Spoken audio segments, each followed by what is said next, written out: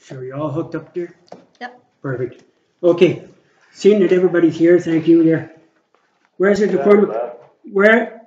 a quorum of council present at time of 6 p.m. be it resolved this regular meeting be open for business and the minutes of the regular meeting of July the 8th, 2020 be approved there. Kevin, will you move it there? I'll move that. Pat, will you second it? Pat, second. Glenda, for or against? Glenda, for or against? Oh. Cheryl, for or against? For. Dale? For. Susan?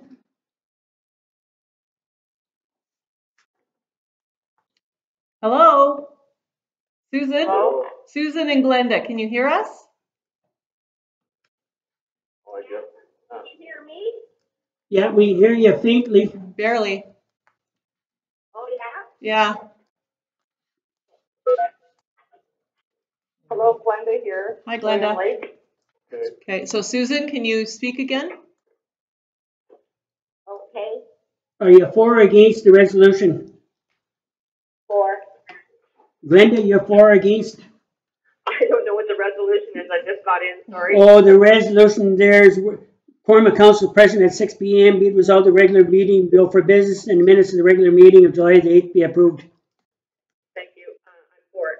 And Kevin, you're for it there? Pat, you're for it? I'm for it. Motion carried. There's another item to be added to the agenda there tonight. It's in regards to 175 Spruce Street. Be it resolved that the following be added to the regular agenda there. Demolition 175 Spruce Street. Glenda, will you move it? Yes, Cheryl, will you second it? I will. Dale, you for or against? For. Susan? For. Kevin? I'm for. Pat? Pat in favor? And Glenda and Charlie are both in favor? Yes. Okay, motion carried. In regards to a conflict of interest, has anybody got a conflict of interest there tonight there? No. Susan, no. Cheryl, no. Glenda, no. No conflict for me. Yeah. In regards No conflict. to the McGregor drain, I have a conflict, but I'm going to talk about it as well there. In regards to the public meeting, we're going to start it there now. That the public meeting is now, that the council meeting is now adjourned and for the purpose of a public meeting. Dale, will you move it? I will move it. Susan, will you second it? I'll second it. Kevin, you for or against? I'm for. Pat? I'm for it. Glenda? For. Cheryl? For it. Motion carried.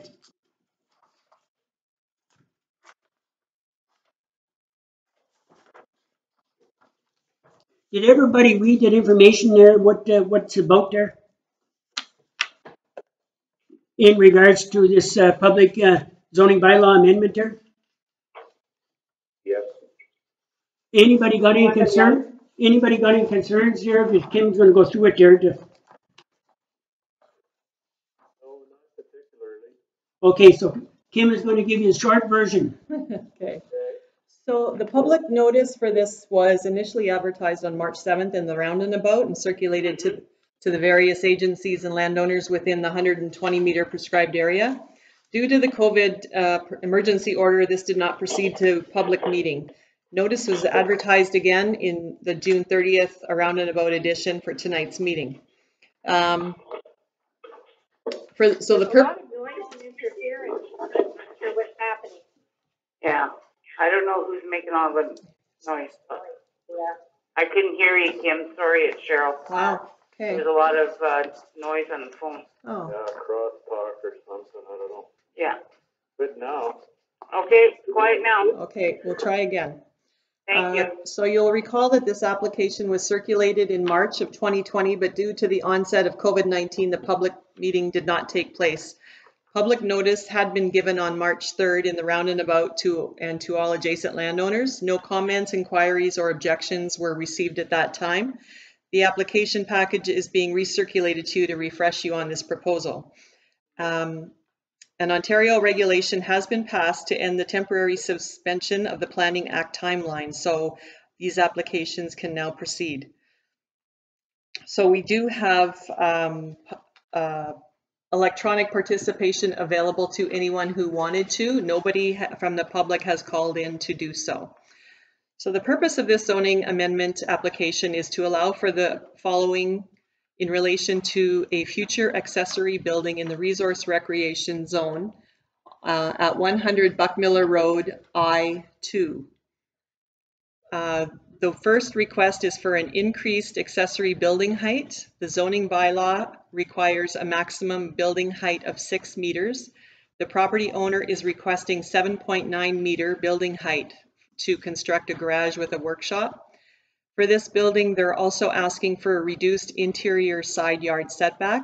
The zoning bylaw requires 4 meters, and the property owner is requesting a reduced setback of 3 meters due to the location of a rock outcrop on the property.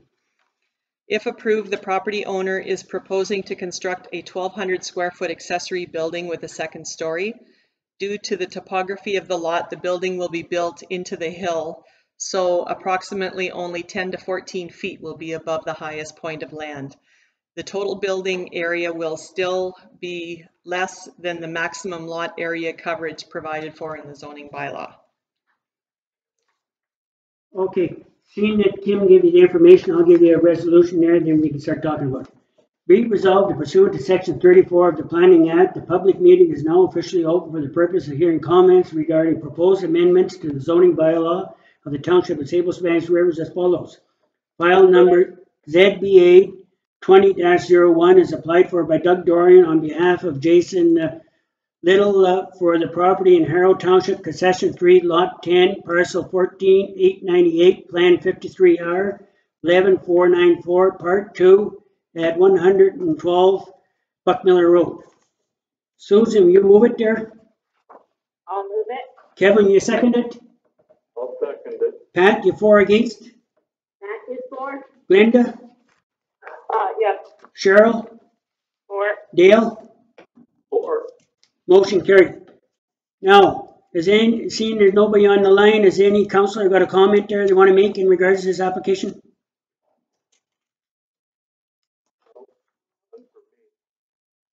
In town, it's 4 feet, is it less? In town for what? For the, along the lot line, it's 4 feet. Yes, 1.2 meters in town for an interior side yard setback. Thank you. No comments or concerns from Glenda. no, none from Kevin as well. None from Susan either. The only one's got a concern is me there because I have a problem with the height of that building there. I got no problem with the setback there, but are we building a building that height there to put living quarters on the top? That is my question.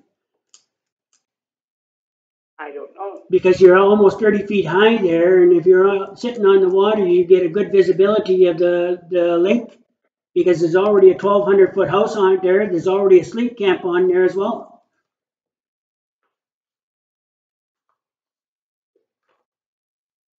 Can we not stipulate that it can't be used for living purposes for as a dwelling? Well, it's up to council what we want to do. It's a garage, isn't it, that he's applying for? I totally understand there, but after I build something to get a permit, I can do whatever I want in that building. 5 years down the road, 10 years down the road, or next year. There hasn't been a building permit application submitted yet for this. See, I get what he's doing. It's because of the rock outcrop. That's behind them. Building it as high as he is because he's losing half of the bottom floor space, I'm assuming. Yeah. And so I understand the height, but I mean, if it's, But if you Will look, that be dealt with when they apply for the building permit, Kim? What, the use of the building? Yeah. Yes, they can put that on their application, but as the mayor indicated, it can change after final approval is given from us. But we don't know that that's the intent. The application says workshop, so. Yeah. Well, and regardless, once it's approved, he can change the use of that. That's what you're saying, right? He can change the use of that building, the top half of that building, 5 years down the road. So I don't know, do we want to hold off and not approve it? Like, I don't, tell me what you're thinking here. Well, I don't, Glenda, I don't believe that we should, because when it comes to him applying for the building permit, and then the decisions are being made, then I don't understand. Yeah. Yeah. Well, and he did state on his application it was for a garage. So we're giving approval based on what he said in his application, that it was going to be a garage. Yeah. But as a council, we don't get any information about a building permit. That's all handled by Mike.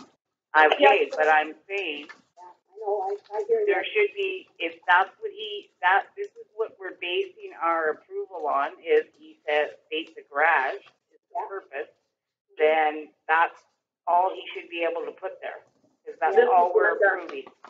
I don't believe we should be guesstimating on anybody. I really don't think that's fair. He's applying for specific things. That is fine. So we make a decision on that. At the time, I trust that Mike Campbell would do his due diligence when it came to building inspections and stuff. If it was an issue, he would say so. So I really have no reason to say no at this point in time. I agree, Glenda. I agree as well. I mean, as long as it's built safely, and Mike will be involved to make sure of that. So. We have to trust our people. Yeah, That's right. I think, I wasn't saying not to do it. I was just saying it states right on his application it's for a garage. So that's what we're saying is okay. The sketch. exactly. And I think we have something in our paperwork somewhere about not allowed to put living quarters in a garage. We will be giving the building department a copy of the zoning bylaw amendment, which includes the sketch that was provided to council, and that indicates what's being proposed. That's what's going to be approved. Yeah. There you go. What's the chance that this is gonna get built and then we're gonna have a neighboring property owner after us? Well, all of the neighboring properties have been given personal notice of this application. The applicant indicated that he personally spoke with all of the neighbors and there was no concerns made to the applicant or to the township office. Excellent, okay. Thank you.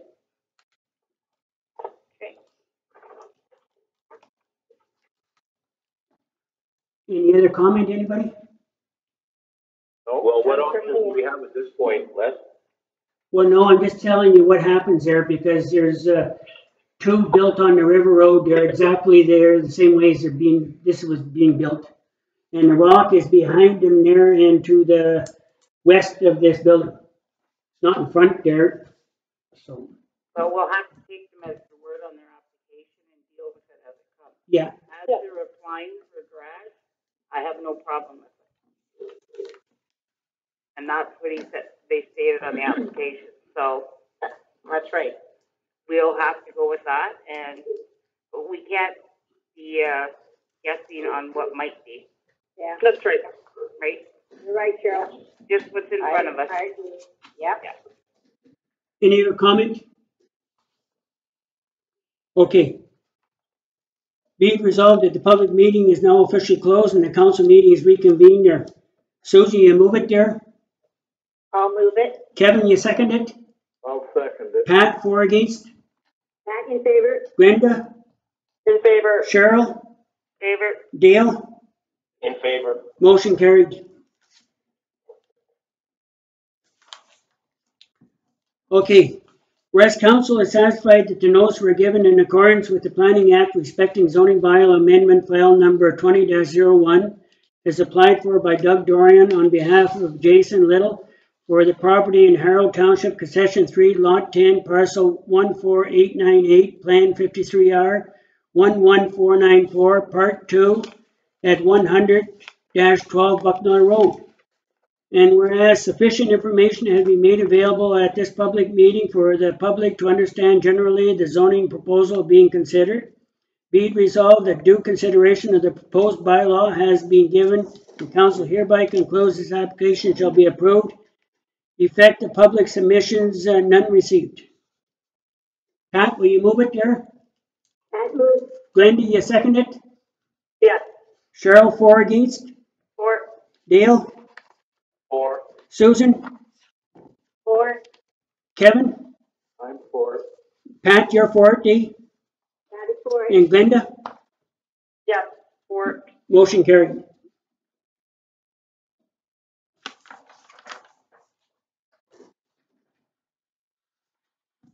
Be it resolved, there's a motion there. Be it resolved that bylaw 2020-31 being a bylaw to amend the comprehensive zoning bylaw for the property in Harrow Township be read a first and second time. Glenda, will you move it there? Yes. Cheryl, you second it? Yes. Dale, you for, against? For. Susan? For. Kevin?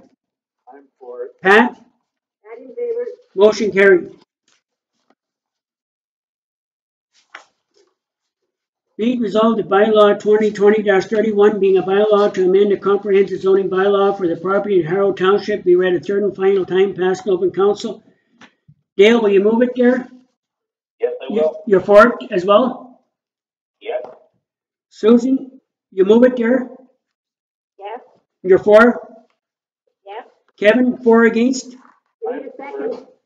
We need a second on that motion. Yeah, Susan. Susan was the second. Yeah, I'm the second. He just said it. Yeah. Yeah. Kevin, you for, against? I'm for it. Pat? Pat in favor. Glenda? For. Cheryl? For. Motion carried.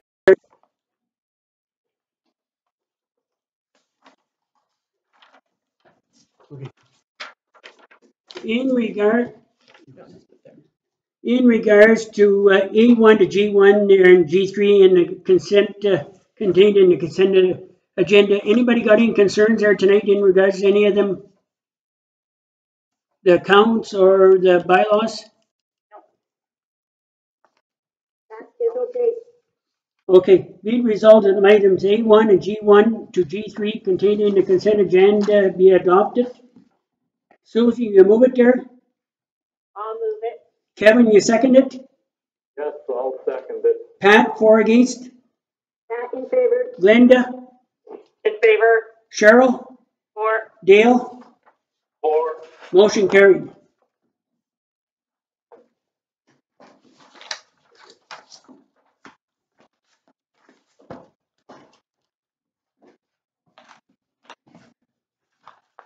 In regards to the COVID-19 stage 3 reopening, did everybody read that information there? Yeah. And what do you think? Glenda, yes, I did thoroughly. Just, excuse me, just as the author of the report, I would like to say that after I have had a chance to review more of the provincial documentation and speaking with other municipalities, there's a couple things that we really should think twice about. Nobody knows when anybody is putting any ice in. Nobody knows when they're opening up any of their community centers. Even if we were to rent that facility, having a bar at this time would cause concern as well, just because of some of the restrictions on that. Another indication or what I was thinking about was the playgrounds. Is I think that they could be opened, but I would like to follow in what the town of Espanola has done and place signage saying use at your own risk. There's no disinfection taking place at there. We don't have the staffing resources to keep up with what would be required for something like that. Because the report says it's got to be cleaned at all times here. And that's why I had recommended that we do leave Heritage Park closed for the rest of this season. With disinfecting being required at least every 2 hours, we don't have what it's going to take to keep that done. And That's correct. yeah, I mean, we see MTO. We put that same sign at the Mouse Park for disinfecting and stuff because there's the hand railings and the picnic tables. Yeah, definitely. Now, I know that we're not going to, there's been talk about us not opening the farmers market and Heritage Park being closed, but I was thinking, could we not tell the vendors that they could maybe take it, like if there's some that want to go there on their own for a day, you know, and just to, you know, if there's just like one or two at a time, do you think that's a possibility? Could we do that? I was talking And are to, we still responsible is the question. That would be it. Well, Because they're on our property, right? Correct. Insurance. It's our responsibility to enforce social distancing as well. Exactly. Well, I mean, we're not Really? going to be able to do that at the playground, but, you know, I don't know if we should promote, you know, the farmers market. That's a tough. Well, I can't see it would hurt. I mean, other farmers markets are open, you know, on a broad spectrum. I mean, if there was one vendor there per week, I mean, what harm would that be really? You know, I don't see that would be that difficult to social distance, and I'm sure that everybody's very much aware of the rules. Yeah. But how could you decide which vendor is Yeah. allowed this week? How are we going to pick which one gets which week? Well, we wouldn't pick. We would just let them know that that's available, and then we could book one a week, and you know, and something I don't. like that. Glenda, I don't like that idea because the thing No. is, then you're going to have ratepayers saying, "Oh, you're picking and choosing who can sell their stuff." I believe even with the level of transition that we're at, I don't think we're there yet as far as marketable food and products are. Playgrounds are a different story, but selling items, no. I like the idea of we can put it on our website, like their home address, where they're selling at the end of their driveway. If they want to put it on the PSSR, they can go to their brochures. Did we not have some brochures made up a few years ago for, you know, showing where those farms were? Where I can't remember what it was called. I thought that the museum had some. There was I think there was a farm gate initiative that had been started. What I have suggested is that in lieu of doing a market, we could be able to assist local farmers with advertising their produce available. If they want to contact us with their information on what they have, where it's available, we could post that as well to help them out. I think that's a good idea. Because most people are driving around anyway. So. Could we revisit the thought of halfway through the in the near summer future? already, and it's kind of late to move forward with anything. Yeah. So could we have our economic development officer contact some of the vendors and let them know that we'll do advertising for them then? Sure. Mm-hmm. Yes. Sure, we can do that. I would think so. At the very least? Yeah. I think so. Yeah. Okay, thank you. Some of them are doing a booming business anyway. Yeah. They are. They are. Why would I hear from them anyway? I was hoping maybe we could revisit the thought of the farmers market as things are steadily evolving. Maybe in a month from now we could still do it. So I'd rather not see us write it off. Let's just maybe remain on standby and do that advertising for those vendors in the meantime. Oh, yeah, for sure.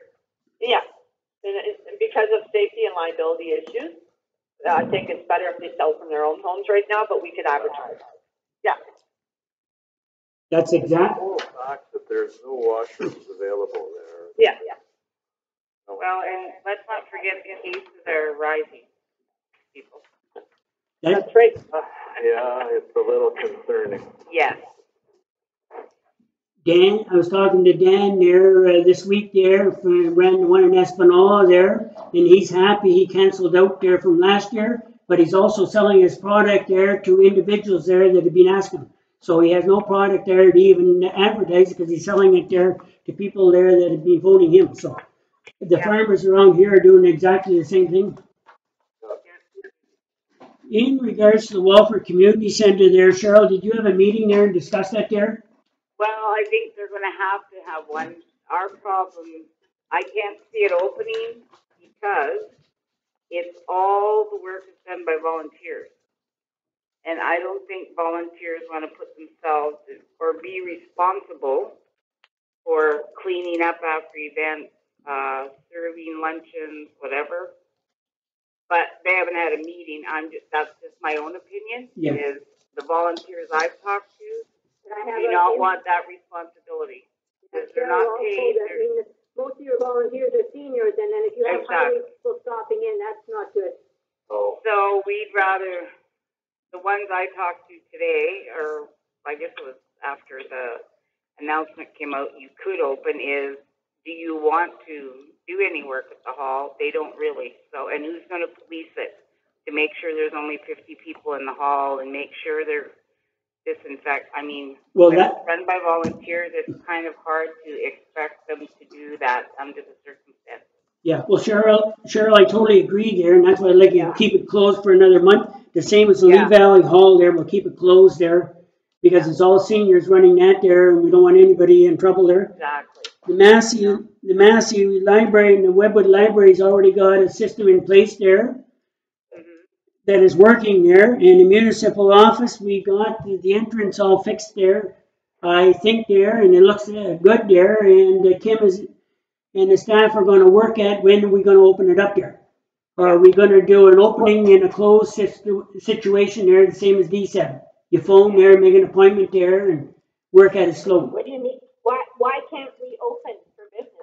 We will be. We will open for business. It'll just be limited. We're not going to be able to have as many people in sometimes that normally did. Like by appointment? And by appointment, if they want to come in, sit down to go through a planning application, or if they want to deal with cemetery matters, things like that, an appointment would be great because then we can know when those people can be in here. Other than that, we're going to limit 2 people in the entranceway at one time because that's the only way we can account for the 6 feet. I thought he meant limiting hours. No, we're not changing hours. No. Okay. I but it's the same with the library. It's it's a curbside pickup, and if you want photocopies done or you want to use the computers, it's by appointment only and half an hour limit.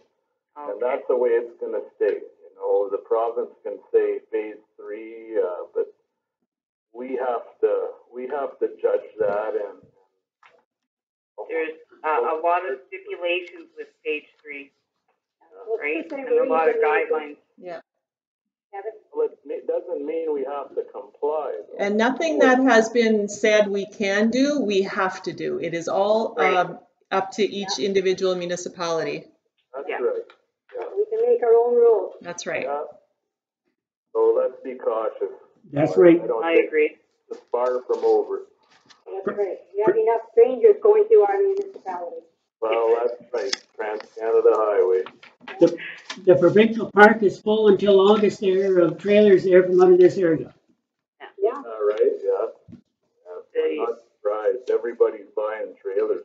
Okay, I'll read the resolution. Be it resolved that pursuant to the Ontario Action Plan in response to COVID-19, Council agrees to opening certain municipal facilities and services in accordance with the guidelines for Stage 3 of the frameworks for reopening our province. Be it resolved that at this time the following will be open and available to the public with limited access as required, subject to ensuring the appropriate health and safety measures are in place. Most park use at own risk.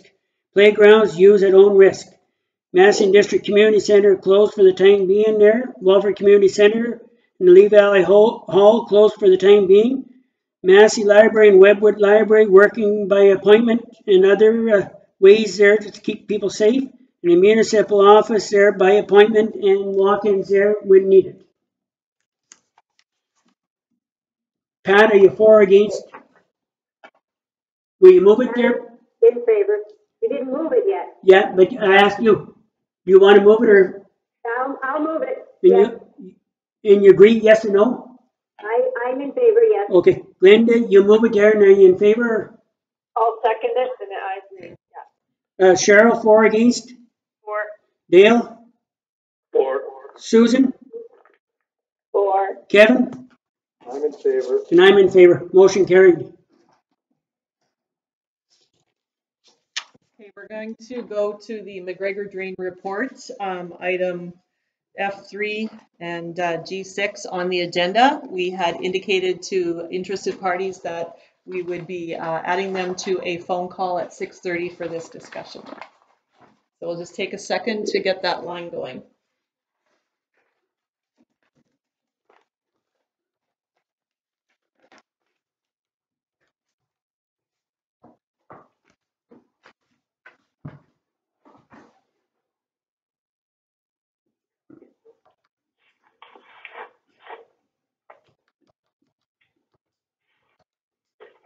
Placed into the conference.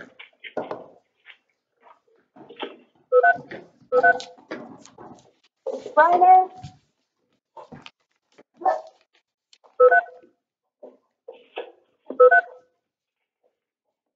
Hello there. Hello? Hi, can I just ask everyone to state their name who has just called in, please? Okay. Kayla Mayo? Craig Courtney. Reiner, can you feel? Barbara Strange? Neil Morris, the engineer.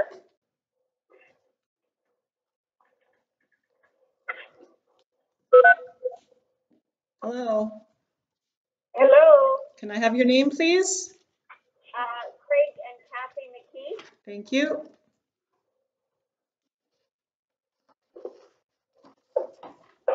Okay.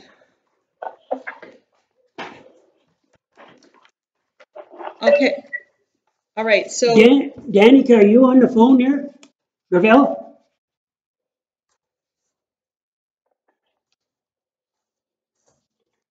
Okay, the ones that wanted to phone in are on the line except Danny Graveller. So Kim is going to go through it there. okay. So on March 11th, Council appointed Case Smart Associates as engineer to vary the original assessments on the McGregor Drain under Section 76 of the Drainage Act. July 22nd had been set as the meeting for Council to consider this report. Neil Morris from Case Smart is attending, has called in to the meeting to present the report. Notices have been sent to the affected landowners and agencies. At this meeting, Council will consider the report. There may be landowners participating in the meeting by telephone. However, the purpose of the meeting is to consider the report only, not hear assessment complaints. If Council decides to accept the engineer's report, then 2 readings of the bylaw adopting the report are given, and the bylaw is known as a provisional bylaw. Before this provisional bylaw can be given 3rd reading, Council must schedule a court of revision where appeals of assessments by landowners will be heard. The date for the court of revision must not be less than 20 days or more than 30 days from the mailing of the notices to the affected landowners. August 26th is being the date that fits the timelines outlined in the legislation. The notices will include a copy of the provisional bylaw and the procedures for filing an appeal. So if I can have Neil Morris present the report that had been submitted.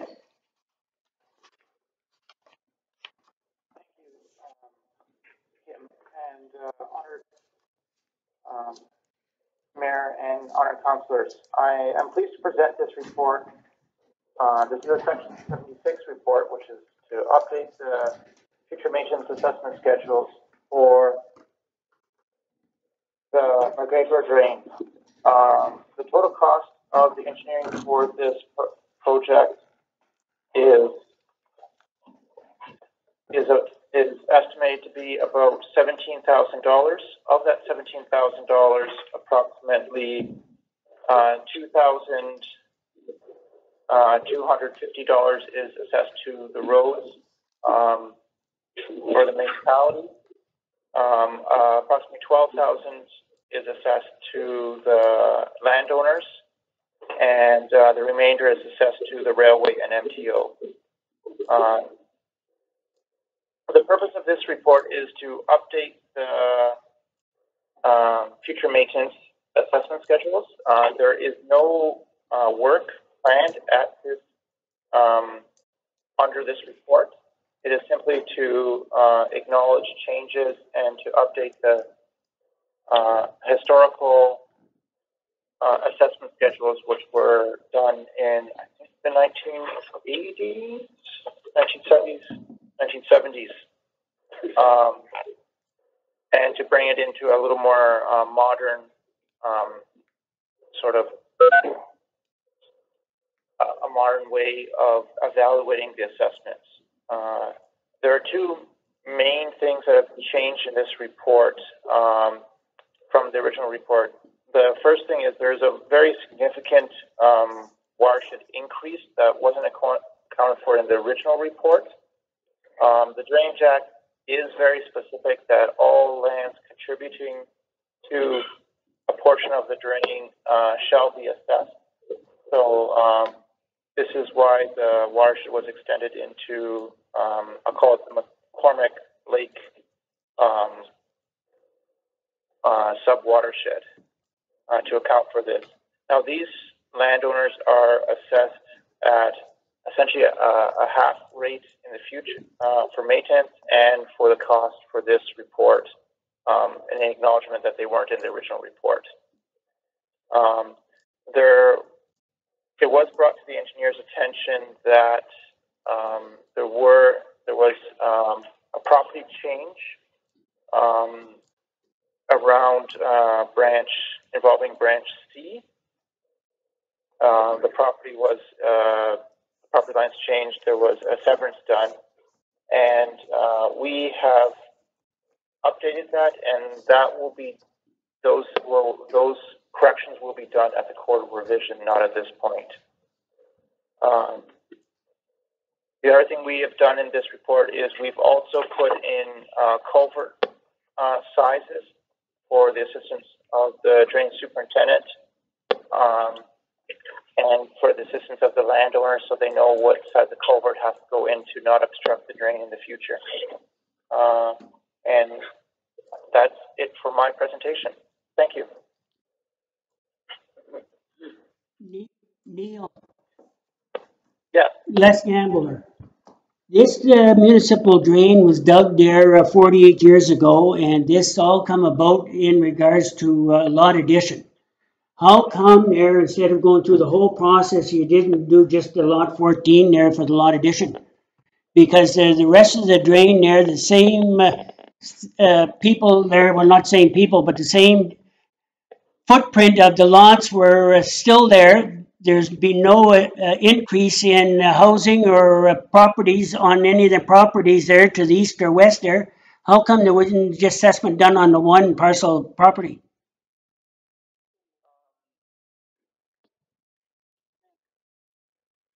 How come there was no assessment on the properties to the... I think I might be able to answer that, Neil. This wasn't just done as a result of a recent lot addition, and the reason of that is because the property that was being added to had not had a drainage assessment attached to it either. There was some properties created several years ago off of the main farm that had not been assessed at that time through the Drainage Act. So this report is assessing all properties benefiting from it that haven't been part of it in the last several years. Yeah, but just so council knows,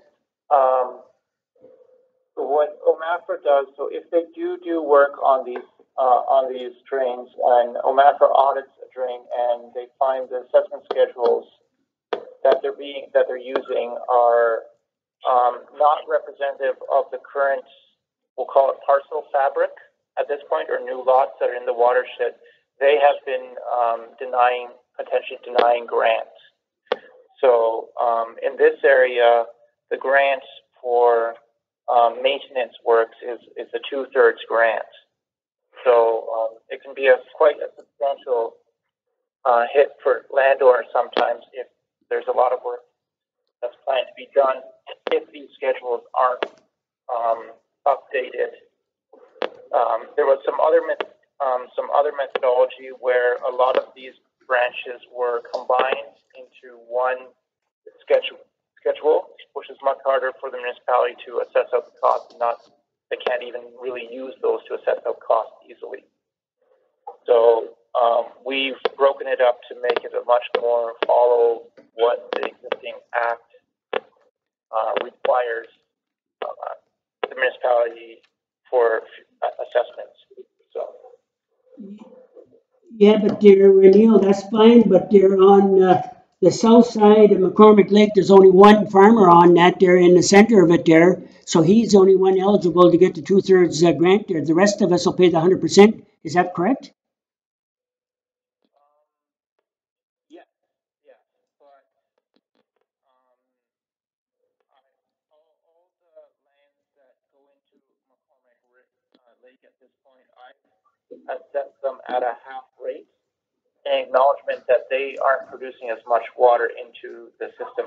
As well, they would only be paying an assessment for what part of the drain they contribute to, which is the very bottom end. So if you're doing work on branch or drain B, C, or the upper end, they wouldn't pay anything. They only pay for land which where water from your land contributes to the section of the drain. So you only pay for what essentially portion of the drain that water from your land uses. Yeah, I totally agree with you there, Neil, but I have a problem. McCormick Lake being there for 100+ years. The fish go up there from the Spanish River to that lake. You turn around there, Young associates there, when he did that drain first, you make it a municipal drain, which is still a creek there. So what you did there's people on that drain with a property only 80 meters wide, got a bill there from the municipality for $800, which is a creek. So if you look at the drain A there, the crookedness of that drain there, it shows you there that it's still a creek. And then you get out on the highway where Barb Germain's water flows into McCormick Lake. She is billed as well. So how can you bill the people there where the water's flowing into McCormick Lake? Like I said, they would only be paying for maintenance for that section. So, and there are a lot of municipal drains that are, we'll call it naturalized at this point, and follow an existing creek. That's not unusual at all. It doesn't necessarily have to be a perfectly straight ditch. And I think in that case, the only work, and I would have to contact the drainage superintendent, John Lingley, may be just beaver removal and something like that. So those people would only be paying for their small proportion of beaver dam removals or debris removals in that section. I don't imagine there would be a full ditch bottom cleanout required unless the landowners along that section asked for it. Yeah, but you can't clean a creek out there because from the drain there up to McCormick Lake there, the engineer at that time did not go up that creek there to clean that creek. So that creek has been flowing for the 100 years. There's no work planned on that creek going to the north to McCormick Lake. It's just an area that is contributing to the system. That's it. So no work that's planned to happen there at all.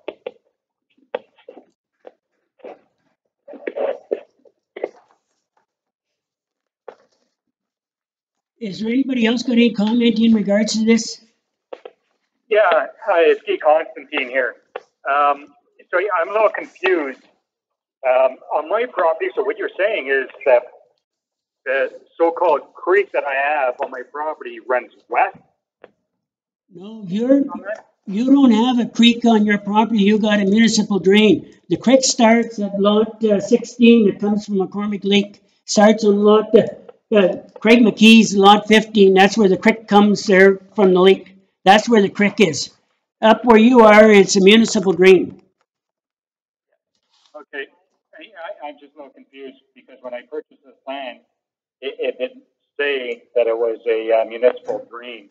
It was showing it in the back of the property. Anyway, that's another issue. But yeah, what you're saying is that it's running west?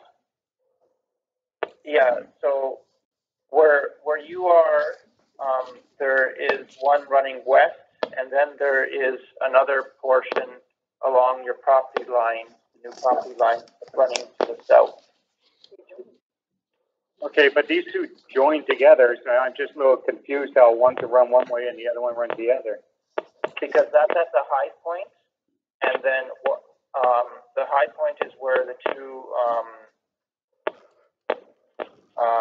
I would call it sort of the north, east. Let me just see what exactly station it is. I think I have at station 0 plus 564. That's the high point of the ditch.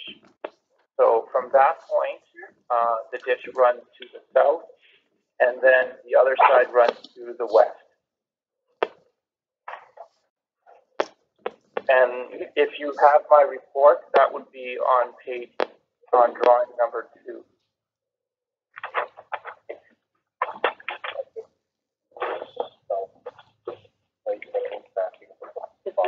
Bill, it's John Lindley here. Yes. Can you hear me? Yes, we can hear you. Yes. Okay, Guy Constantine, I'm coming out to see you tomorrow. You and your wife? Fantastic. Yeah, and I'll walk you through this. Okay, that'd be great. Thank you very much. You're welcome. Yeah. These drains are very old drains, and they're not, especially those ditches there, aren't very deep either, and I don't imagine they've ever been maintained either. So, and if the landowners don't request it, John, would you be doing maintenance on it? No, the only time we're going to do maintenance if there's an issue. So if there's an issue that's brought to the attention of the municipality, then the municipality has to act on it because it's a bylaw and it's through the Drainage Act. But we don't go looking for projects. We have enough work to do. So we just take care of issues. This is Danica Gravel. Can you hear me? Yeah. So my question is this: we live over on the little sliver on Drain A with the smallest parcel and a creek running through our back property. So we have, there's no culvert, there's no access, it's just a creek. And so my question is if work needs done over, say down by where you guys were just talking, down at East Place, and they need to have some, that ditch deepened or whatever work needs to be done, does that make me and Dan financially responsible for a portion of that?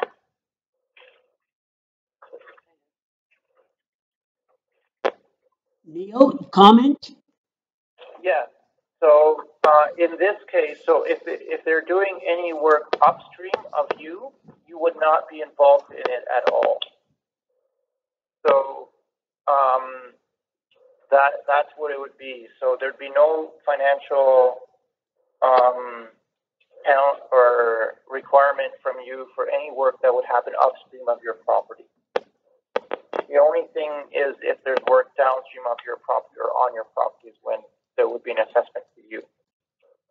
Okay, and so with this natural creek that's been running through the back of our property forever, what kind of work, like are we, I'm seeing on the schedule where it was proposing what size of a culvert was going to be required for our parcel. Did you state that, Neil, saying that everybody has to put a culvert in at some point in their property? No. So the purpose of that is if you want to put one in the future, you can put one in and that's the size. So what's typically required is if another person wants to put in a new culvert or something like that, they need a whole engineer's report to do that. So what I've done in this case is I put in recommended sizes. So if a culvert needs to be replaced in the future, it's easier for the drainage superintendent just to look at my report and say, this is the size that goes in, and there's no problem with it. It's a lot faster and simpler without having to do a brand new engineer's report and get that expense. So it's something that makes it much easier. It's not a requirement that it ever goes in. It's something that if you want to, it can go in. Okay. Yeah, so getting back to your question about future maintenance, if you look in the report, I think everybody's got a report, right? Yeah. Okay. So if you look at page 17 of the report, if everybody kind of flips to that page, it's Schedule B. It's Schedule on Assessments for Future Maintenance.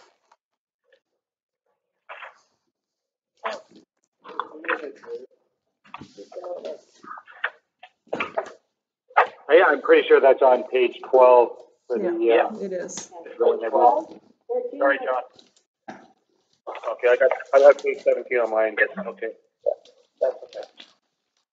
Okay, so if everybody looks at that schedule and you take the watershed map, watershed plan, which is page 1 of 2, and if you look at the watershed plan and this schedule, you can kind of figure out if there's any maintenance work done, what your percentage is going to be in that interval. So when you were asking Mrs. Gravel, if there was, say if there was work on your section of the drain, Right. It would be about 6% of the cost would be assessed to you. So for every $100, your cost would be $6, say. So it's a percentage. So that's how it's calculated out. But there is no future work planned at this point. Yeah, but Neil, in the real world, it only takes one person to initiate it there, and that's what happens, right? On this drain.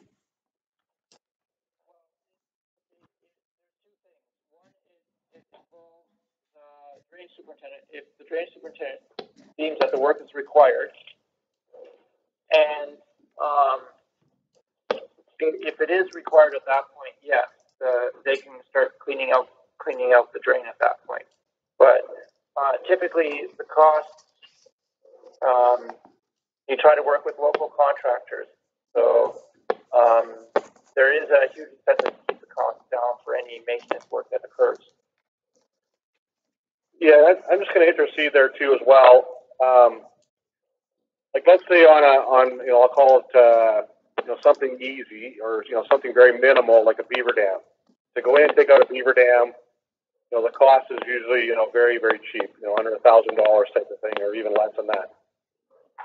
If we're going to do any kind of substantial work, if it came in at $10,000 or something of that magnitude, what we would do is we would take the quote from the contractor for the extent of work to be done, run it through the schedule, and notify everybody first before any work got done. So we could, everybody would have a heads up before any work got done, what the associated cost would be, and we could have a meeting to see, if that would move forward or not. This is Dan Gravel talking, and I like what you're saying right now, but I really would have wished that somebody would have actually spoken with the people that own these properties prior to committing to the expense of the engineering in the first place. So we're on a petition that we never even asked to be on. Money's been spent that we weren't asked or consulted or even told about, and now you're basically saying it to us like it ought to have been like this in the first place. What I don't understand is how did this thing get to the point that it's at right now without any of us being notified of the expenditure in the first place? Agreed. Yeah, this is Craig McKee here. What do I get for my $800?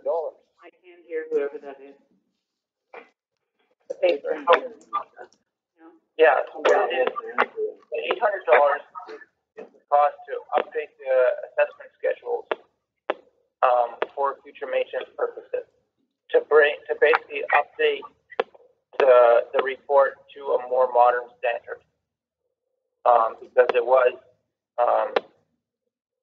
almost a 40, 50-year-old drain at this point. So.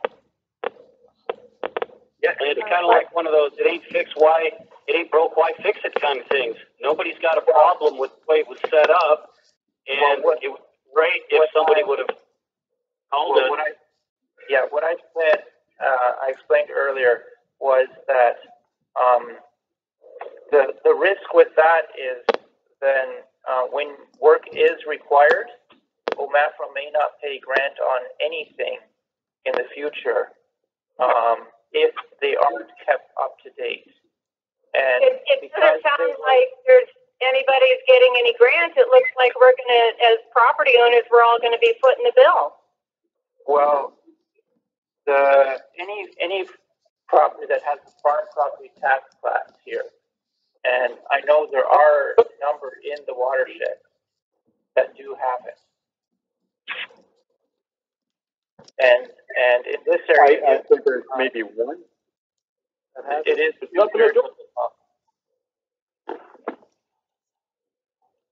You know, what I think is amazing is how we just get lumped in on a mill rate, regardless of how many foot that this creek even runs through our property.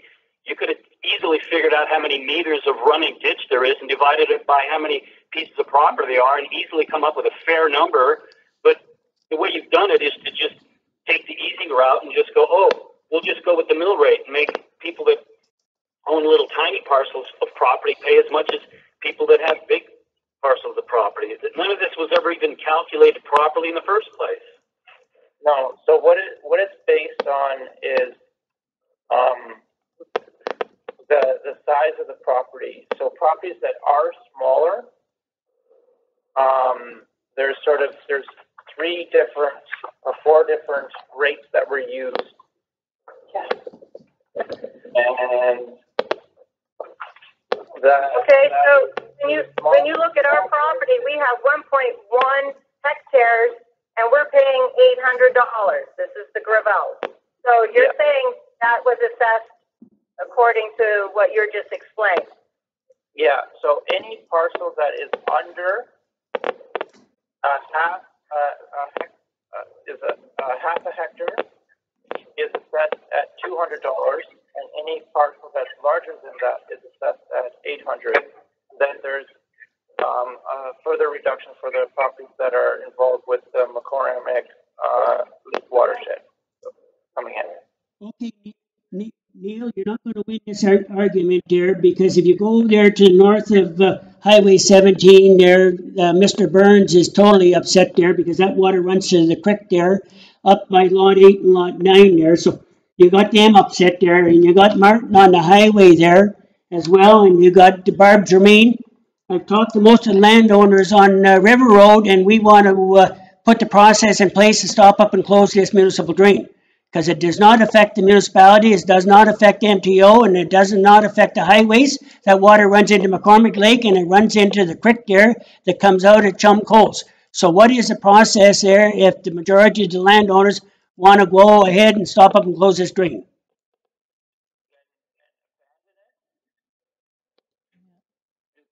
Yes, that's what he means, yeah.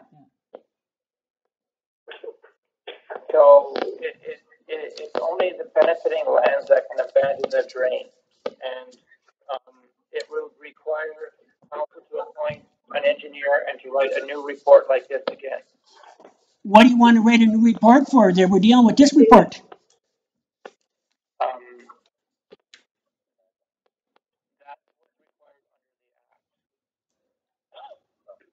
Barbara Strange here. Can I ask a question? Go ahead. I would like to know who is the petitioner. The petitioner was way back in the 1970s. A number of the land petitioned for it at that point. So the petitioners were. So that petition from the 1970s is what's holding today? Yes, and I have drains from the 1830s that are still in place from a petition from the 1830s. So what? So the original petitioners, those people are going to be responsible for the cost in this, as it says on the bottom of one of the pages? No, it goes with the land. So, So without consulting the landowners, we are the petitioners. well, no, there is no petition at this point because the petition was already done way back then. What it is right now is we are updating the existing drain schedules, and that is it. There's no petition that's really put forward at this point. Nobody put forward. So who? Somebody must have requested the engineer. There was a request to update the report to bring it into a more modern standard, and that's what we're doing at this point. By the municipality. Excuse me, it's Sarah Constantine here. I think if I'm correct in this, I think what happened was when we made an application to have a lot addition to our current parcel, it was deemed fair that we would take on a portion of the drain. But then there was I guess they decided that they would go a different route rather than have an individual assessment and allot us a certain portion of the drain. They took a different route. We got notice that they would go according to Section 76. So what happened was it dragged a whole bunch of property owners into this little situation. And so I feel like our adding that little bit of acreage kind of caused a snowball effect and everybody got dragged in. It wasn't our doing, obviously, but I think that's how this whole thing started, if I'm not mistaken. You are totally correct. Yeah. But that's not a severance, correct? That's an addition. So right at the very beginning, it was talked about that there was a new severance on the road, which is not the case. A severance is a form of or a lot addition is a form of a severance through the Planning Act.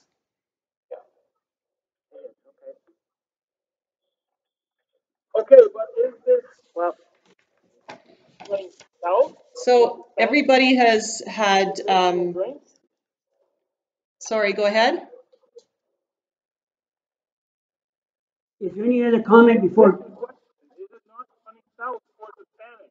It's not running towards the municipal drain. It is the highest point. Am I correct there? And how does this affect the rest of the landowners? But like I said, what this is simply updating the future maintenance assessment schedules. That is all that's happening at this point. The ditch isn't being changed at all. The grades that are on the original report from the 1973 report is what's in there. Right. And I'm sure I'm along with a lot of the landowners saying this is a municipal thing, maintaining your wetlands and things of that nature. So why an engineer report is back charged to landowners without the heads up? Unfortunately, the Ontario Drainage Act sets out regulations on process. Yeah, the Drainage Act is a user pay system. So it's called a municipal drain locally, but what it really is are community drains. So everyone in the community / watershed pays for anything that occurs on for the maintenance of that system, including updating the assessment schedules, cleaning out the drains, extending it, or any other changes that occur with the maintenance of that system. So therefore, wouldn't the mass be divided according to acreage or size of properties rather than less than a half hectare versus greater than a half hectare? For me, the amount of work that I have to do on each of the properties is about the same. So for a very small property, I don't have to do as much work, but for all the other properties, I have to do about the same amount of work. So basing it straight on acreage doesn't really apply when I have to do the same evaluation on every single property. So you're saying that you have to, on my 1 hectare, that you have to do the same amount of work as someone that, owns, 100. multiple more hectares? Approximately, yes. It really is. I have to do about the same amount of work. So what work are we talking about? Are we talking about just rounding up a bunch of pre-existing plans that were provided to you by the township? Or did you actually do any surveys and physical work and actually walk these properties? Because the way I see it, all you've really done is assemble pre-existing surveys that already existed and put it to a CAD and put a little lipstick on the pig and make it presentable. So what really have you done that's any different than what was already existing? So what we have done is we have updated all the sub-watersheds here. So what we've created is a digital elevation model of the entire site, of the entire watershed, and created new watersheds based on that information. We've recalculated based on the new land uses that are out there compared to the old ones, as well as done hydraulic calculations on the existing ditch to size the culverts and capacity of the existing ditch. Mm-hmm. So those are the things that we've done in this case. I don't think there's too many people out there that think they're really getting a good value for their dollar here in this situation. That's Yeah, 17 seems a little bit high for, the municipality has such a small stakehold in this. They could just give it to anybody. So why 17,000? The properties have only been severed so many times, so you only have to update 3 or 4 properties. So, not much has changed since 70, whatever it was done. Yeah, but we changed the entire watersheds that were in the old reports to account for the new and the new elevation models that we were able to access now to determine the watershed. So, there's the same amount of water from probably still rains the same amount from 1970 till today. So the land's still the same. So why such as 17,000? That's ridiculous. I don't know. I just don't see it. I'm sorry, but can you maybe describe why 17? Where that number came from? breakdown. A breakdown of the cost. Yeah, I think if we're paying the bill, we should be seeing it.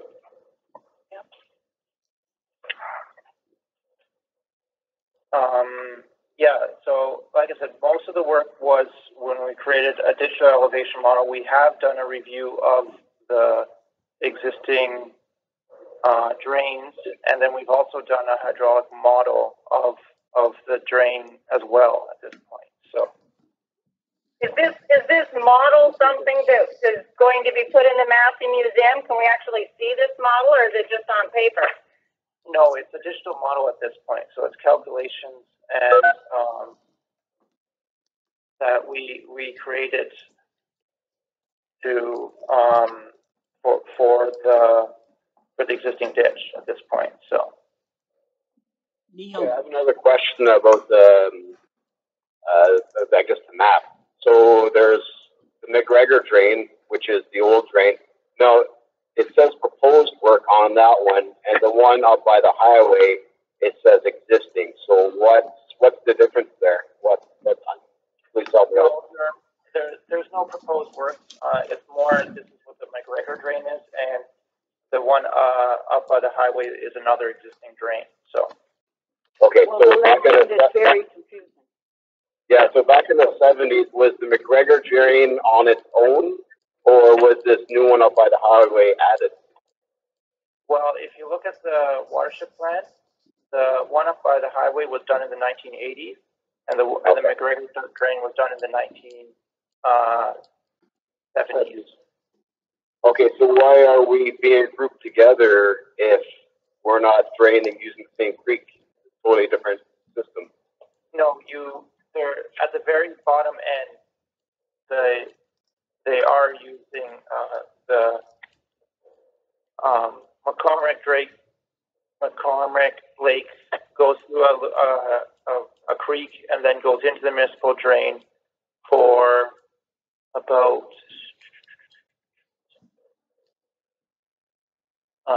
there is about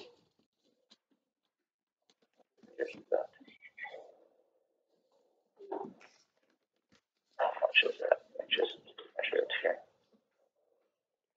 Neil. Yeah. In regards to this there, you know, every landowner is not quite happy with this there.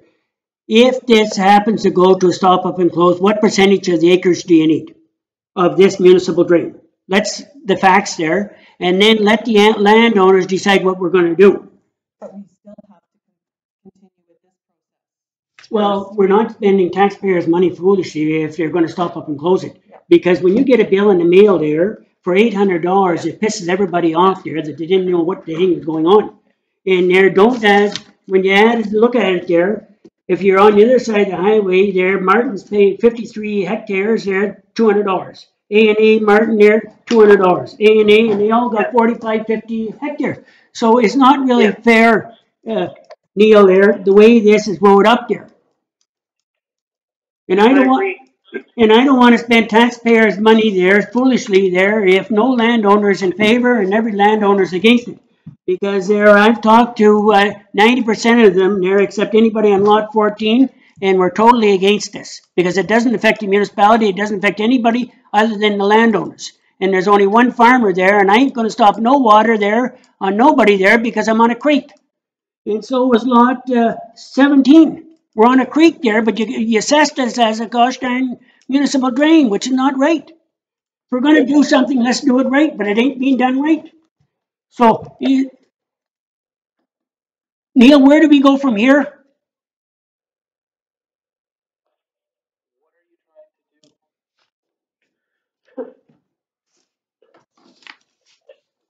We don't want any more taxpayers' money spent there until the ratepayers there of this properties there decide what we're going to do. We don't want you to go out there and spend another $20,000 or whatever there to make a plan there that we don't want.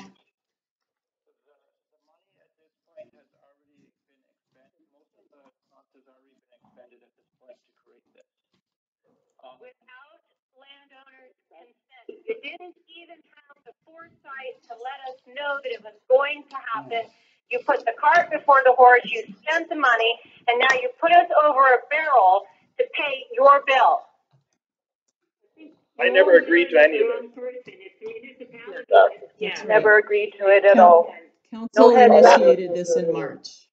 Neither agree. Okay, one talk at a time there. Okay, well, don't yell at the engineer because it was the municipality that asked for this survey to be done. Yeah, and we'd like to know. Pay for it.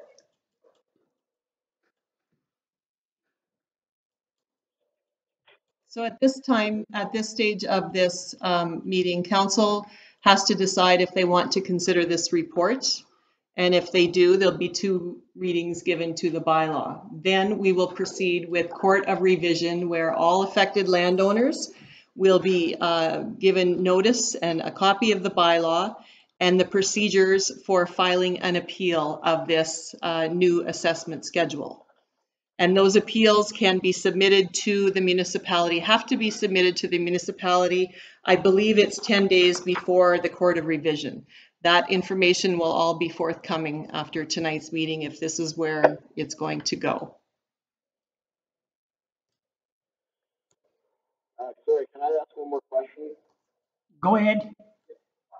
Yeah, so what would be the process? You just kind of glanced over it. If we did on the McGregor drain on the south side of the highway, what would be the process if we did want to get it annulled? I mean, I haven't talked to every single property owner, but what would be the process in that? You mentioned something about a report. I mean, can you go into a little more detail? We would have to research the Drainage Act and do the process as well. We've never done an abandonment of a drain, so we would have to go through the process ourselves and then forward it to you, the landowners. What you would need to do is what is required is you need 75% of the benefiting land to sign a petition. That petition is then sent to the municipality, where the municipality appoints an engineer to abandon the drain and create another report like this one, about the same cost as this one, to abandon the drain. 17,000 to say this drain can be abandoned. Like that seems a little much. So what do we get for 17,000 there? Like why is so much? Because there's more consultation meetings that are required. So we have to have at least 2 on-site meetings at that point, as well as a council meeting as well. So, and then the drain has to be surveyed at that point. We have to do a full topographical survey of what is being abandoned, and all include that into the report. So it's more than that. But it sounds like you've already done a topographical research when you did this assessment, right? Well, it sounds like we're paying for it twice here. No, we didn't do a survey of the existing drain because we're using the existing profiles for that. We did a digital elevation model of the land surface, but not the details of the ditch. So in other words, you copied the report? No, we didn't copy the previous report. Didn't do any work at all. We created a brand new hydrological model for this watershed. You Xeroxed it. Okay. Bullshit. I've been there for 30 years and I had no problems with it, so I don't think so. So that's the option that's out there. If you want to abandon it, can be done, but that's the process that's required to abandon the drain. Okay. And so like 75%. So I mean, so 1 vote per land acreage, or how does that work? So it is in my report. You have the schedule that has benefits. This would be on page 6. You would need 75% of the benefiting landowners there to abandon it. Okay. Land. So.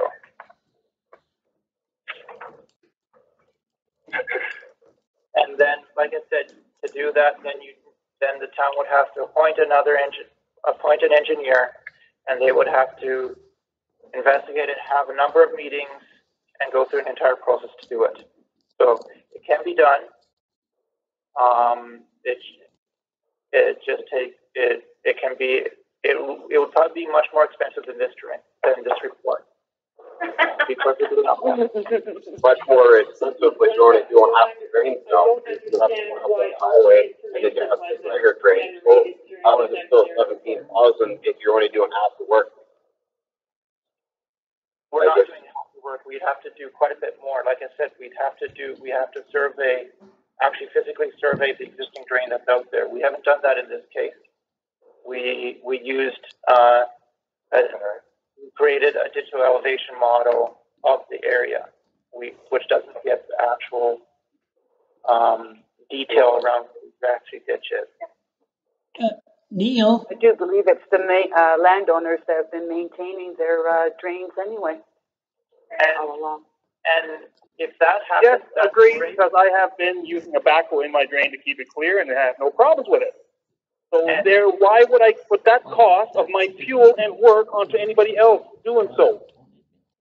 And that's great if you do that, because it means that there's less maintenance required on the system. Well, exactly, and if we can do that, we can omit this whole process of waste of money for other people. Okay. Let's leave this there for the time being there, because Young there, when he designed that ditch there, he had all the grades there. So the municipality's got to do a little homework there if we're going to get involved in this there, because all the landowners are not happy. And Glenda there, seeing I got a conflict there, I'm going to read your resolution, and then you can carry it on whatever way you want to do it. Be it resolved that bylaw 2020-32 being a bylaw to provide for drainage works for the McGregor drain be read a first and second time. And carry on from there, Glenda. Okay. Pat, will you, make the motion? I will make the motion. Pat makes the motion. And accept it? Yes, at the same time? Okay. Kevin, will you second the motion? I'll second and accept it. Okay. Dale, for or against? For. Susan, for or against? For myself, I'm for. And am I missing anybody? Leslie? Carol, for. Sorry, Carol. That's okay. I can't see anybody, so. Okay, motion carried. Okay, Glenda, I'm signing it on your behalf as teleconference. Thank you.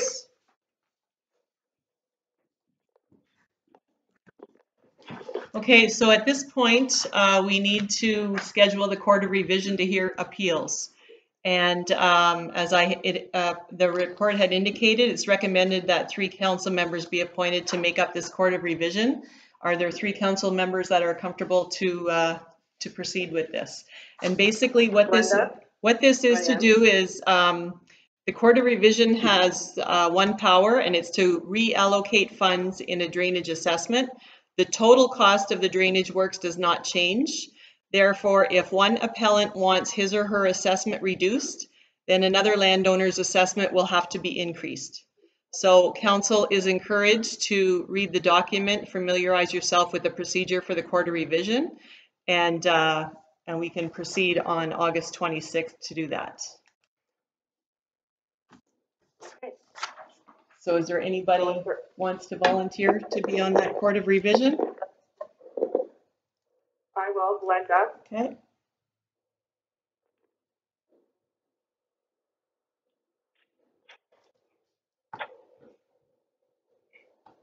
Need 2 more councillors. There's additional information Pat can forward to you if you would like more clarification on it beforehand. We need 2 more people. Well, I suppose I could participate. I'm going to have my hands full with the library, but that's... Well, this is taking place during a regular council meeting. Yeah. Anyway, I'll okay, thank you. I'll sit on the Court of Revision. Thank you, Kevin. One more?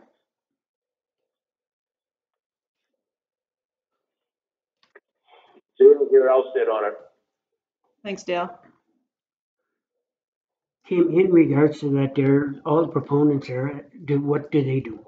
They're going, all of the affected landowners will receive a copy of this provisional bylaw, as well as the procedures necessary to file an appeal of what the new assessment is. So that'll all go in the mail this week to the landowners. So I'll read the resolution, Glenda, on your behalf. Okay.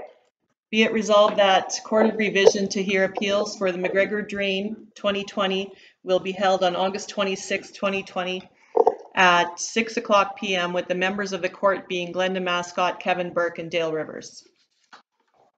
Okay, could I have a motion from Cheryl? I'll move. Okay, can I have Kevin second? I'll second it. Pat, for or against? Pat in favor. Susan, for or against? For. Dale, for or against? For. This is hard. Cheryl, for or against? Oh, you already got me. I thought so. I'm for anyway. Okay. Kevin? Kevin. Kevin? I'm for. Okay.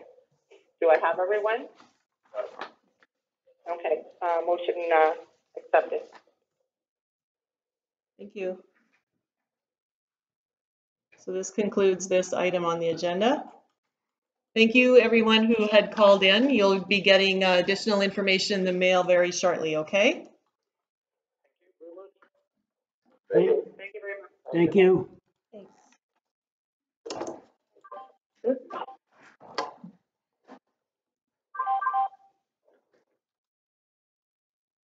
Oh, you had it on intercal? Or, okay. All right, so that ends that subject on the agenda. We go back to where we left off. Renewal of the lease. Okay.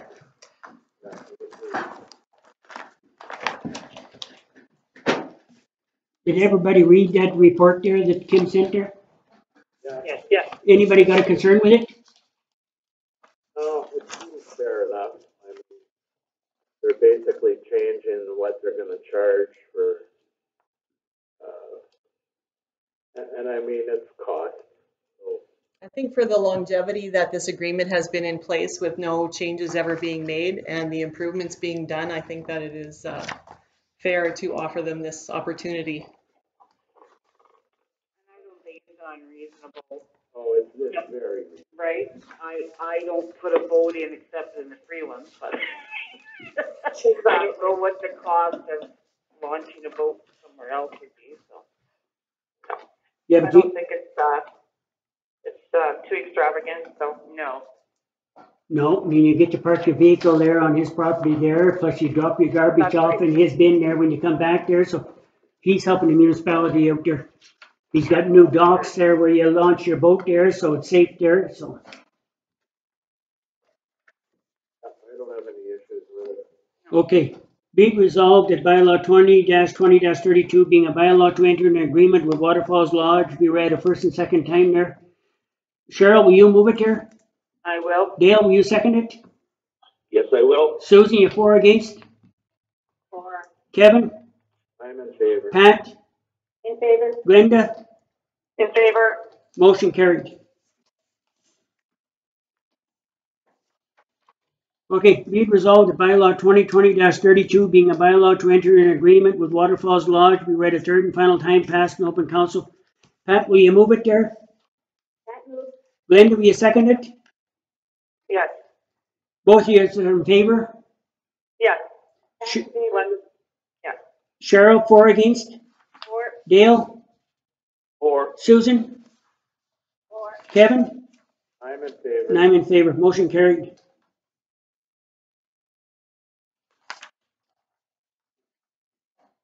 Okay, so the new agenda item that we added at the beginning of the meeting is D1, and it's with regards to the surplus property that, or the property that council now owns at address 175 Spruce Street, Massey. At the last meeting, the council had authorized a request for proposals be sent to local contractors for the cleanup of that property to a vacant clean condition. That RFP had gone out. I have received an inquiry from one of the contractors asking for our hazardous building assessment study. And so when I looked into this further, it does appear that under the Occupational Health and Safety Act, it is the duty of owners before beginning a project to determine whether any designated substances are present at the project site, and that includes asbestos, lead, other items such as that. So I contacted Pinchin, who is our environmental contractor, and they have given me a quick proposal, just in very quick time, for $3,700 to do this study. And we are required to do this before we deal with anything to do with the structure and the demolition of it. Wow. Yes, no. Yeah. I'm not surprised. It's, Yeah. No, I thought it was going to be more than that, actually. Yeah. yeah. I had talked around at others, and others who have had to do this did pay more than we are. So anyways, I have a resolution that authorizes that, as well as to recall the request for proposals at this time that were sent out, and we'll do that again at a later date when the survey report is received. The cleaning up that house there is costing the municipality. Sorry? To clean up that piece of property is costing the municipality because we'll never sell that lot there for what we're going to have in it. But we can't leave it sit there either. No.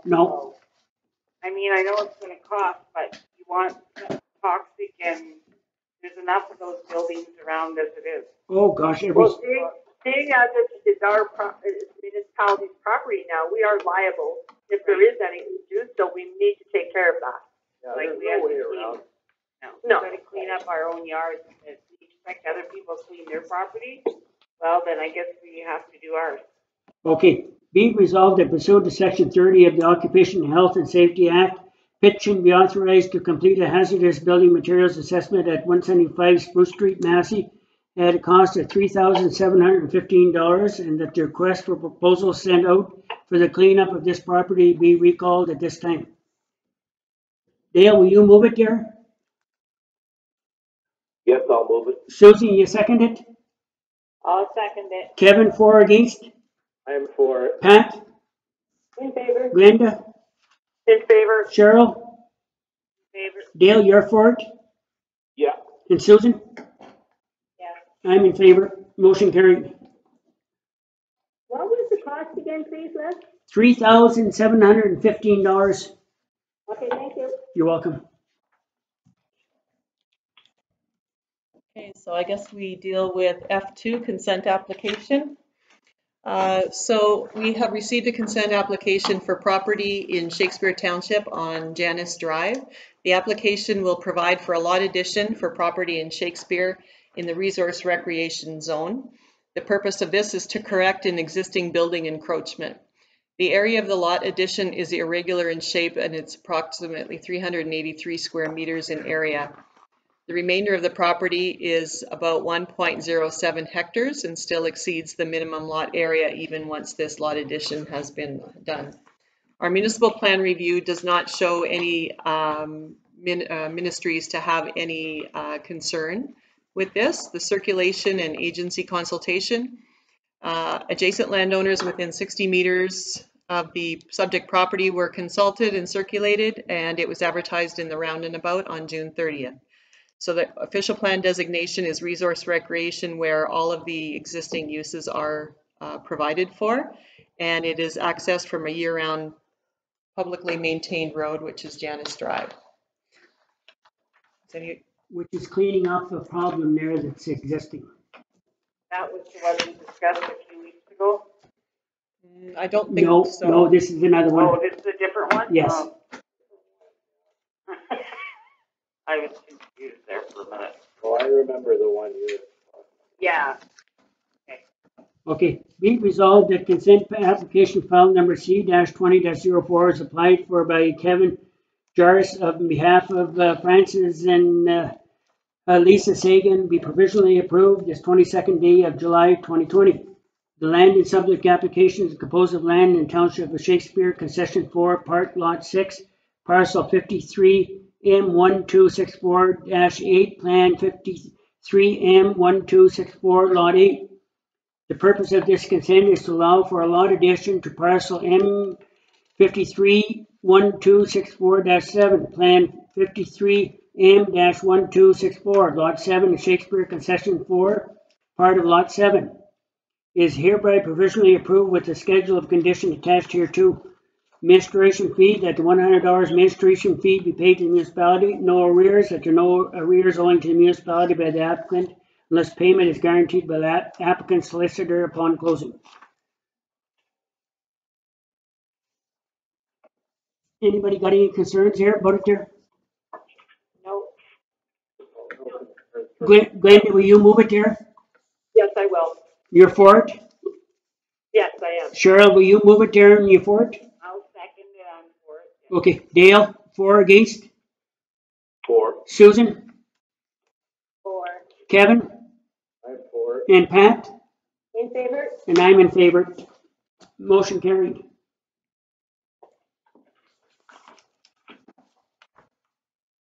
That's all I have for the open session. Is anybody got anything else there for the open session before we go into closed session there? I just have one question, maybe Kim can answer from that drainage thing. So just to, as a matter of interest, so from here on in, so say right now, the ratepayers are on the hook for this initial assessment. And if we go ahead with the closing of it, then they will be on the hook for the cost of doing that as well, correct? That's correct. Yeah, okay. So this was done to update the existing drain since there hadn't been anything What this on is, paper or. yeah, what this It's is not that doing. they're going to do work on it, No. it's just they're updating the They're file. We wanted an updated view of what is there. They're updating all of the existing, all the properties benefiting and within that drain. They're adding properties to the schedule that weren't there. So after this report process is paid for, then everybody else's properties in theory should have a lesser percentage because you're going to have a few more properties being added to help pay for works. So this is according to Ontario. The Drainage Act. Municipal drains, right? Right. Which there are some, yeah. And these are things that they should have known when they bought their property, right? No, nobody wants to pay. When we are requested. Their fair share, you know? When we are requested for tax certificates and zoning confirmations, that information is provided. Yeah. Okay. One question I have, are we done with that subject there? Yeah. There was a meeting about flash burning Monday night. And it'll be on the agenda for the next council meeting when there's a report given. Yeah. Yeah. Yeah. It's on Jennifer's following me. Yeah. I called in with a complaint about some shoulder washouts, and lo and behold, before lunchtime, it was all fixed. Nice job, awesome. Public Works there. Well, that's about it for me. I have this is Pat. I got a call from Eldon again last night, and he would like to know the status on the property on his road that he's had the complaints against. You know anything, Tim? I can follow up with it and see where we're at with that. I told him I didn't want to get in too much, and I told him, but I told him, you know, Mike is handling it, and he might already have sent letters out, so that's why I left it. Well, our new property standards bylaw is going to take care of that. Mm-hmm. Hopefully, yes. That's the plan. Any other comments? No. Cheryl, I got a comment there, what you said there. If you listen to the landowners there, when you get a letter in the mail, and I imagine there you get some upset as well there, and have to pay $800 and you only got a 250-foot creek in front of your place, or the other, kind of upsets people. I know what you're saying, Les. But you should. Understand. But I think I'm not on a municipal drain, so I'm one of the fortunate ones. But we don't have the municipal drain is there. It's going to cost more to get. We did have to update it. Some of the files are so old you don't even know. And the land has been subdivided, and there's other properties, and hopefully in the end it benefits them. But I mean, the initial output of money, yeah, I know what you're saying. Nobody will put out money. This is Glenda. I have a problem with it, knowing now that what hindsight is always good, knowing that they didn't actually assess the actual drains, but just the properties. That is more upsetting to the owners of the properties, that they have to go through another step to get this done. And they're paying. I don't understand what you're saying. Well, when he said the engineering was just for the new lands and stuff, so if you want to look at closing the drain, you have to go and actually assess the drains now. But that's not his rule. That's the Ontario government rule. Yeah. But not knowing that, we asked for the engineering. That's the part that bothers me about it. But if we don't have updated material to work with, then how are we supposed to make wise choices? Like The updated maps all had to come about because of severing land. That's right. That's right. Yeah, but in the future, Update your engineering report. yeah, but in the future, it'd be nice to let the landowner know what you're doing, and you solve all this problem, because we went through this at the Harmon drain and every other drain. Mm-hmm. Okay. Yeah. Anything else for open session before I go to closed session? Well, You got to update. You have to update. Well, so do we pay it because we didn't inform all the landowner? I don't know. Well, Okay. Anything else for open before we go to close? Okay. None from Glenda. Oh, none from Kevin. Cheryl just has, so all those historical markers that are at the churches and the graveyard, well, no, I don't think they're at the cemeteries, but they're at the old school areas. Does anybody know how those came into being? They're like a pedestal and it has a little writing on it about. Yeah, that was. Yeah, I think that was part of the economic development. No, that was a centennial project by the township many years ago. Yeah. Economic development just updated a few of the signs a couple of years ago. Yeah, like they're in bad shape. Yeah, I here. wouldn't doubt it. I don't think that. And I don't know if it'd be better just to take them down than to leave them up looking like that. Yeah. I don't know what it would cost, or anyway, we can put that on for some other time. I thought somebody was going around assessing them there last couple of years, and we were updating them or replacing them a few a year. That was on the agenda before the election, and it never got carried through. Yeah. Anyway. No, that's not right. This is Pat, and a lot of us have already been replaced on the pedestal. Some of them have, But we yes. had more to replace. Yeah. Kelly was one of Kelly's responsibilities. Exactly. Because there's some that haven't been done, maybe we can just. Maybe Kim could look at it. Kim, could you look into that? I'll make note. Yeah. Yeah, Kelly had all the list of all of the signs that had to be replaced, and some of them have been replaced. Yeah. That's right. And Okay, the thanks, Pat. cemeteries also all have signs. Okay, thanks, Pat. Okay. And anybody find out where that community speed sign is? I have sent it. Yeah, I sent an email, and I will follow up with it again. I haven't had a response from it. Thank you. Anything else? Oh, just Other signs are very nice. before we go to closed session, just the report, and I mean the councillors have been made aware, but our library CEO is leaving us. He's agreed to stay on as long as till the end of October, and we're already actively seeking a replacement for him. Oh, that's too bad, but I understand, you know. Yeah, it is. Back to done a really good work for us, and yes, absolutely. The family commitment thing, and well, family comes first, right? Back to Milton for him. So I'm very happy that he's agreed to stay on till the end of October, though. Yeah, that's good. Anything else, anybody? Okay, be it resolved, we move into closed session to consider personal matters about identifiable individuals, including municipal or local board employees, respecting Public Works Department. Cheryl, will you move it there? Yes, I will. Dale, will you second it? Yes, I will. Susan, for or against? For. Kevin? I'm for it. Pat? Pat in favor. Linda? In favor. Cheryl and Dale are both in favor? Yes. Motion carried, and I'm in favor. Okay, so the closed session meeting is over.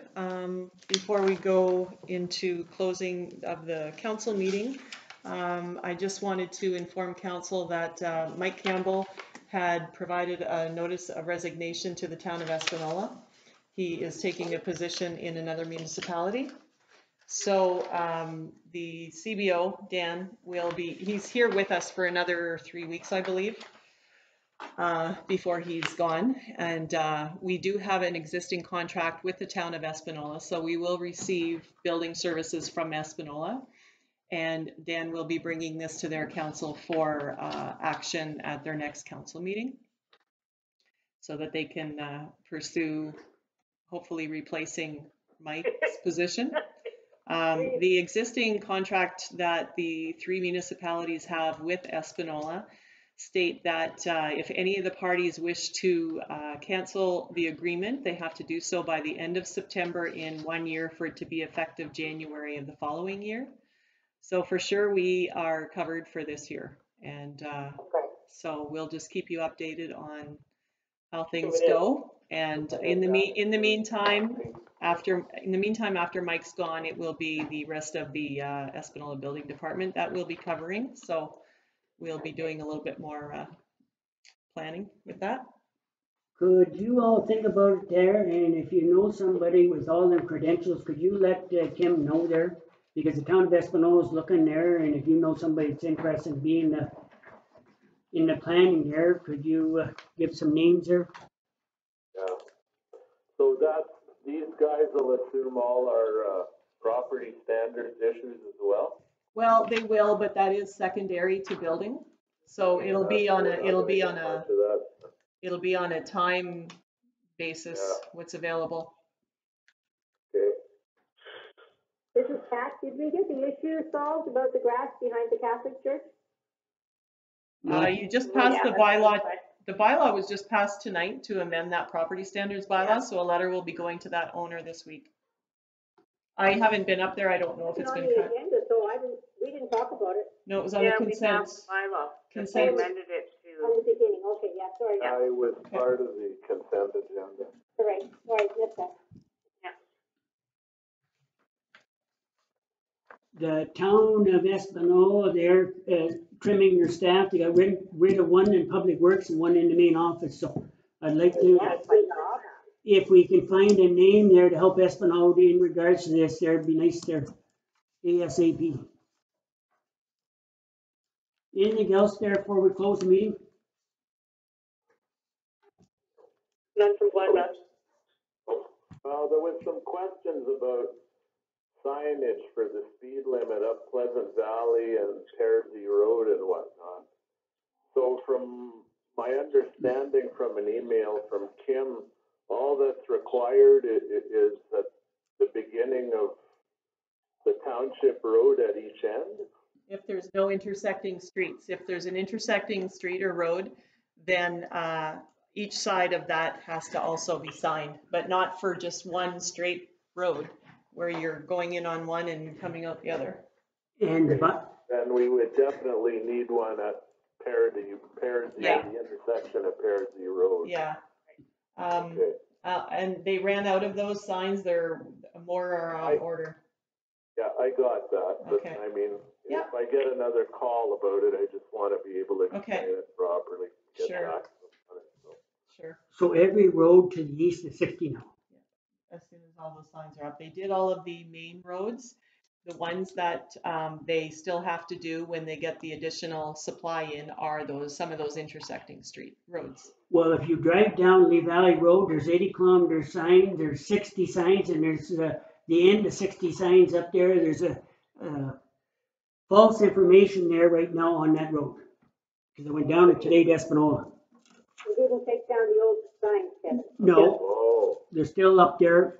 Well, Lee Valley Road was exempt from this 60-kilometer bylaw because we already did 60 kilometers in certain sections.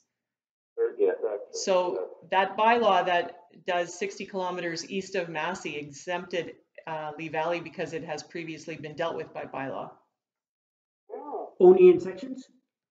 Well, the sections that were given a 60-kilometer speed limit earlier this year, yeah, they are 60. The rest is still 80. Okay. Yeah. Yeah, we agreed to that. Yeah. So Birch Lake Road is done. Agnew Lake Road is done. Yeah. All that's done.